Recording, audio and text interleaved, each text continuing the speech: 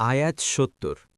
ألم يأتهم نبأ الذين من قبلهم قوم نوح وعاد وثمود وقوم إبراهيم وأصحاب مدين والمؤتفكات أتتهم رسلهم بالبينات فما كان الله ليظلمهم ولكن كانوا أنفسهم يظلمون।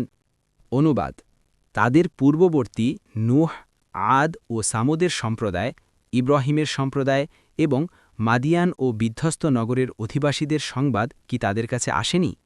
তাদের কাছে স্পষ্ট প্রমাণাধিসহ তাদের রাসূলগণ এসেছিলেন। অতএব আল্লাহ এমন নন যে তাদের উপর জুলুম করেন, কিন্তু তারা নিজেরাই নিজেদের প্রতি জুলুম করছিল।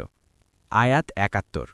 والمؤمنون والمؤمنات بعضهم أولياء بعض يأمرون بالمعروف وينهون عن المنكر ويقيمون الصلاة ويؤتون الزكاة ويطيعون الله ورسوله أولئك سيرحمهم الله إن الله عزيز حكيم।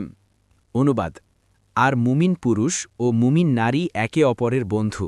তারা সৎ কাজের নির্দেশ দেয় ও অসৎ কাজে নিষেধ করে, সালাত কায়েম করে, জাকাত দেয় এবং আল্লাহ ও তার রাসূলের আনুগত্য করে।